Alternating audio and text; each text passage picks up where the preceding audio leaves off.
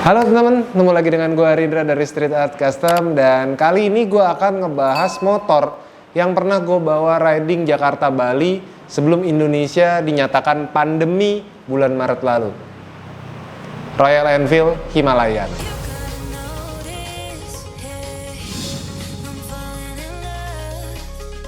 Ya, pertama-tama gue akan ngejelasin dulu mengenai pengalaman gue menggunakan motor Royal Enfield Himalayan untuk touring Jakarta Bali pada bulan Maret 2020 yang lalu. Jadi sebenarnya motor ini banyak keunggulannya, dari mulai handlingnya, dari mulai kenyamanannya, torsinya, tapi juga ada beberapa kelemahan. Jadi buat kalian yang lagi pengen beli motor Himalayan ini, jangan beli dulu. Tonton video ini sampai habis, baru kalian memutuskan jadi beli atau enggak. Pertama-tama kita bicarain dulu mengenai price-nya atau harganya motor ini.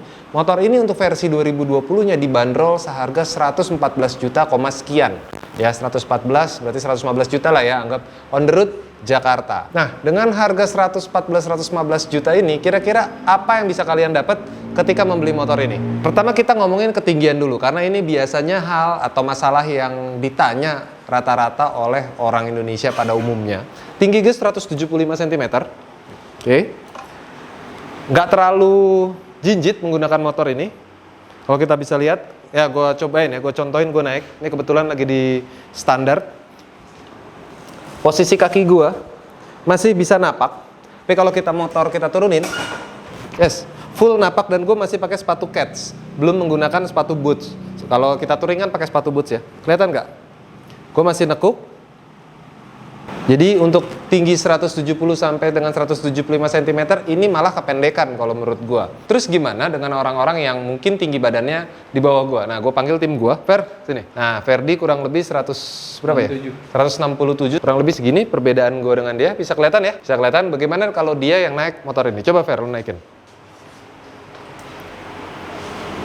Oke, nah untuk tinggi badan 165 sampai 167 masih nyampe. Udah biarin aja, coba kameramen ke sini. Walaupun posisi kakinya dia agak jinjit, tapi jinjitnya masih jinjit enak ya kalau gue bilang, bukan jinjit balet yang bener-bener seperti ini. Dia masih jinjit yang normal, dan kalau kaki satu lagi naik footstep, kaki kanan dia akan lebih turun. Tuh.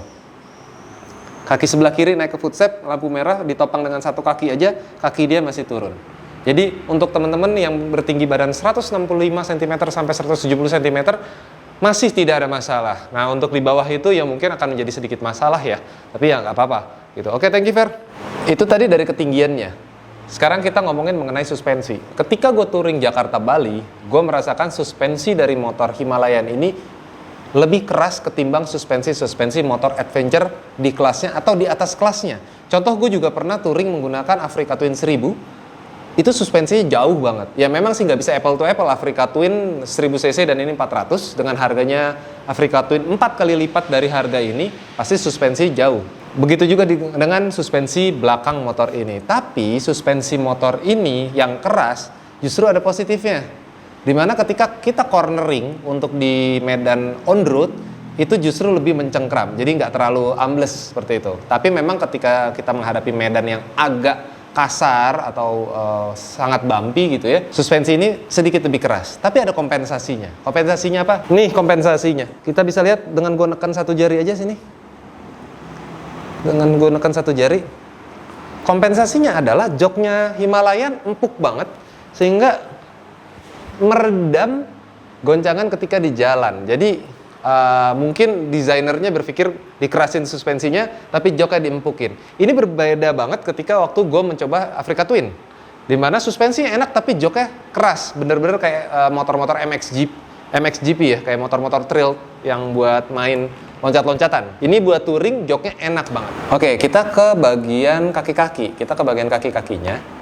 Untuk motor ini, bagian depannya menggunakan ring 21, bagian belakangnya ring 17. Buat gue agak aneh, karena biasanya depan 21, belakang 18. Atau depan 19, belakang 16. Nah ini kenapa 17 juga gue nggak ngerti. Pemilihan 17 tuh karena apa. Tapi di sini udah menggunakan ban Pirelli MT60 dengan ukurannya 120/90 ring 17. Dan bagian depannya dengan model yang sama, Pirelli MT60, ukurannya 90/90 ring 21. Untuk bannya udah cukup menggunakan Pirelli. Kita bisa ganti dengan banyak pilihan kok, ukuran ini banyak pilihannya. Cuman sayang aja sih belakangnya nggak 18. Mungkin itu tadi yang menyebabkan motor ini agak pendek, karena belakangnya menggunakan ring 17. Kita ngomong bagian sektor mesinnya. Mesinnya kita lihat besar banget ya. Sebenarnya mesin sebesar ini memang kebesaran sih kalau untuk motor-motor yang light adventure. Tapi karena memang dia bukan untuk off-road aja, tapi lebih ke adventure, off-roadnya bisa, on-roadnya bisa. Mesin ini sih no problem. Gua menggunakan mesin ini Jakarta-Bali nggak ada issue, nggak ada overheat, karena dia juga menggunakan selain pendingin udara yang disirip ini, dia juga di sebelah sana ada pendingin oli. Jadi dia menggunakan 2 pendingin. Nah, cc-nya sendiri di spesifikasinya, nah kebetulan gue ada spesifikasinya supaya kita contek aja, pinjam. Ini ada spesifikasi resmi dari Royal Enfield Himalayan. Gue kebetulan megang brosur ya. Kita bacain. Menurut mereka, cc-nya adalah 411 cc dengan bore carry stroke-nya adalah 78 mm kali 86 mm dengan kompresinya 9,5 banding 1. Kompresi nggak terlalu tinggi rupanya, dan maksimal torsinya ada di 32 Nm dalam 4250 rpm, dan maksimum powernya adalah 24 bhp dalam 6500 rpm, dan electronic fuel injection. Kalau kalian nggak ngerti mengenai bore kali stroke-nya atau teknis tadi, gue ceritain sedikit. Ketika gue touring pakai motor ini dan menemui tanjakan, agak enak sedikit. Kenapa? Karena gue nggak perlu turun gigi. Jadi yang biasanya dia ngelitik, nah dia ngelitik tapi dia masih nanjak aja. Beda dengan mesin-mesin yang stroke-nya mungkin lebih pendek, lu harus ganti turun gigi biasanya. Kalau yang ini enggak, jalanin aja. Nanti dia tek tek tek tek tek, jadi perlahan. Nah, hal ini ada positifnya teman-teman. Kenapa? Ketika kita mungkin di medan yang licin atau berpasir dan itu tanjakan, kalau kita turun gigi RPM akan tinggi dan putaran roda juga cepat. Berarti bisa membuat ban belakang slip. Keunggulannya ini enggak. Jadi kemarin memang gue sempat hujan-hujanan juga, ke Bromo juga segala macam. RPM-nya nggak perlu tinggi, dia masih main aja. Jadi nggak terlalu memacul ban. Apalagi pada waktu gue touring di daerah berpasir di kawasan Bromo. Jadi yang trek yang khusus yang ini, yang agak-agak curam gini, sempit treknya, khusus untuk teman-teman yang pakai motor Himalayan aja. Soalnya kalau pakai motor yang klasik bisa, tapi agak menyulitkan. Jadi ini jalur yang Himalayan. Menyenangkan.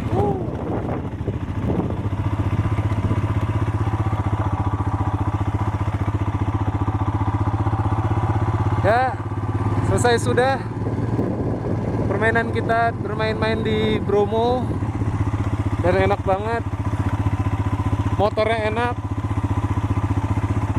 puas buat main di sini, puas banget. Di bagian knalpotnya ini masih standarnya Royal Enfield. Dan buat kalian yang penasaran suaranya seperti apa, 400 cc 1 silinder loh, kita nyalain. Seperti ini suaranya. Gue deketin knalpot dikit.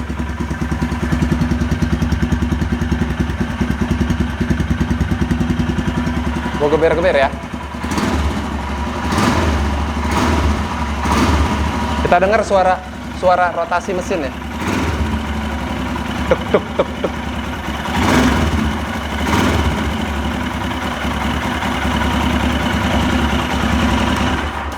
Kurang lebih seperti itu. Kalau kalian mengincar suara yang seksi dalam motor ini, kalian salah. Karena motor ini bukan seperti saudaranya Royal Enfield Classic 500 yang memang besar banget, bornya juga. Jadi ketika jalan deg deg deg deg deg, ini nggak terlalu seperti itu, dan ditambah suara knalpotnya juga adem banget. Jadi kayak pakai motor-motor cc 2,5 sih sebenarnya. Solusinya ya kalian bisa ganti knalpot aja. Seperti itu, dan mungkin powernya juga makin asik. Nah, di motor ini banyak yang pasti nanya, 400 cc berarti kenceng dong bang. Kalian salah lagi. Ketika kalian membeli motor ini, kalian jangan berharap bisa tembus tarikan di 140, 160. Untuk mengejar speed 120 aja, mesin motor ini udah teriak. Kenapa teriak? Bukan berarti dia nggak mampu, tapi memang disetting buat adventure yang bukan untuk tarik-tarikan. Dia memang mengandalkan di RPM bawah. Jadi memang cepet banget naik RPM-nya, dan membuat stop speed-nya memang lemah. Gue pernah mendapatkan jalan yang lurus aja waktu di Pacitan, dan itu kita konstan di 110, itu udah nggak bisa geber lagi. Pengennya kan bisa lah 130 gitu kan, supaya cepat nyampe juga gitu. Tapi ternyata udah bergetar gitu. Mungkin ciri khasnya dari Royal Enfield getarannya. Tapi memang motor ini nggak seperti Royal Enfield yang 3,5 pada waktu itu yang getaran mesinnya sampai ke stang. Yang ini nggak. Jadi kurang enak buat kita mendapatkan kebut-kebutan di motor ini, sensasi nggak ada. Tapi buat main, motor ini ada. Motor dengan cc 400 pasti kita butuh pengereman yang memadai juga. Untuk di Himalayan ini, disc brake-nya menggunakan 300 mm, pengereman cakram, 2 piston di bagian depan. Mereknya, kalau nggak salah mereknya Bybre deh. Bybre itu biasa gue pernah lihat di Bajaj Pulsar segala macam. Karena memang produksi motor ini di India, jadi mungkin pakai merek itu kali ya kalau yang produksian India. Experience gue sendiri untuk menggunakan motor ini, minusnya cuma satu motor ini, yaitu pengereman. Buat gue pengeremannya nggak optimal banget dan kurang pede gue menggunakan rem motor ini. Kenapa? Torsi motor ini ketika tarikan bawah tuh asik gitu, main nyentak gitu. Nah, gue butuh pengereman yang memadai juga untuk menyelaraskan dengan power yang dialirkan dari mesin.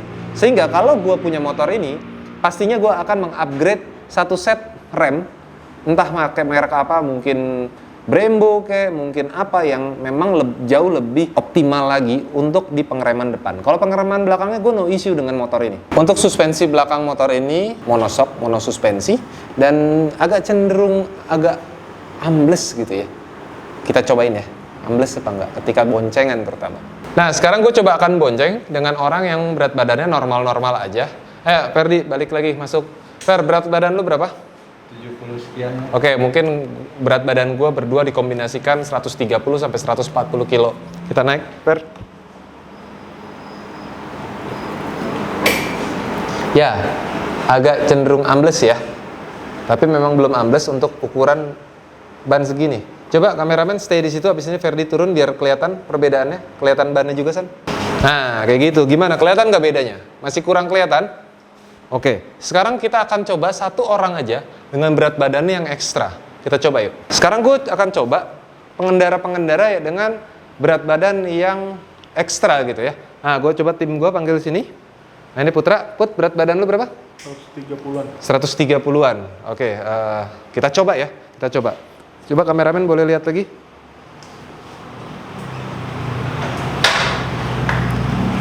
Oke, coba berdiri, Put. Berdiri aja, berdiri ya. Turun. Oke. Nah, ini dia 130 dan kayaknya nggak apa-apa. Gimana kalau ditambahin gua? Kita coba. Kameramen. Aman ya? Berarti kalau tambah gua aman. Coba kita njot-njot, Put. Oke. Nah, itu tadi suspensinya. Ternyata nggak terlalu ambles-ambles banget. Dengan jumlah ini 200 kilo kemungkinan besar, gua berdua. Kenapa? Itu yang tadi gue bilang, suspensinya memang didesain keras, nggak terlalu seperti motor-motor trail. Sehingga dengan berat badan yang hampir 200 kilo boncengan, nggak ambles-ambles banget. Itu keuntungannya, dengan plusnya adalah joknya yang empuk. Nah, kira-kira dengan budget 114 sampai 115 juta on the road motor Himalayan ini, kira-kira apa aja yang kalian dapat? Fitur-fitur apa aja yang didapat? Ini dia. Untuk motor Himalayan ini, yang tampilannya memang adventure banget, dengan harga 114 sampai 115 juta on the road, kalian akan mendapatkan seperti ini. Di bagian kemudi, kalian akan melihat speedometer yang berbentuk analog, tapi ada sensasi digitalnya. Untuk penunjuk kecepatan, kalian akan mendapatkan speedometer yang analog. Tapi untuk odometer, distance strip, dan juga penunjuk gigi, kalian akan mendapatkan digital. Untuk takometer RPM, analog. Fuel bensin juga analog. Tapi ada yang menarik, di sebelah kanannya bensin ada penunjuk kompas yang berbentuk digital. Masih di sektor kemudi, kalian akan mendapatkan stang yang menyerupai stang trail, namun dipadu dengan spion yang berbentuk retro. Begitu juga dengan tambahan windshield-nya dan juga crash bar di bagian atas. Untuk bodi motor ini, satu-satunya bagian yang berupa metal atau besi hanya ada di tangki bensin. Spakbor atas yang menggantung dan juga di spakbor bawah itu masih berupa plastik. Begitu juga dengan spakbor belakang dan cover samping.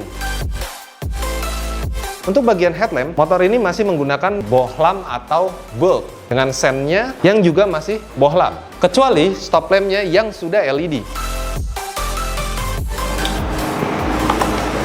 Ya, itu tadi review singkat gue mengenai Royal Enfield Himalayan. Gimana menurut kalian motor ini? Dengan budget 114 sampai 115 juta, apakah kalian tertarik untuk membawa pulang motor ini? Tertarik? Gue pun tertarik untuk motor ini karena menurut gue worth to buy, dan juga harga jual kembalinya ternyata kalau kita lihat di marketplace masih tinggi loh. Buat kalian yang kepengen motor ini, kalian bisa aja beli di dealer Royal Enfield. Tapi buat yang nggak pengen repot, kalian bisa hubungin tim Street Art Custom untuk mendapatkan motor ini. Karena saat ini Street Art Custom dengan Nusantara Royal Enfield udah menjalin kerjasama untuk penjualan unit Royal Enfield, khususnya Royal Enfield Himalayan. Itu aja vlog kita kali ini. Dukung terus modifikasi di Indonesia, jangan pernah buang sampah sembarangan, jauhi narkoba serta pornografi, dan jangan pernah duduk di toilet cokok. Gua Rindra Perkasa, bye. And without you, oh, I'm on it, I want it, but why do you seem to call in your eyes? I can't tell if you're here or you're out there. Do you wanna be out there? You don't need to be Prince Charming to me. I just need this to be real. I don't need no fairy tale. You don't need a killer dragon for me.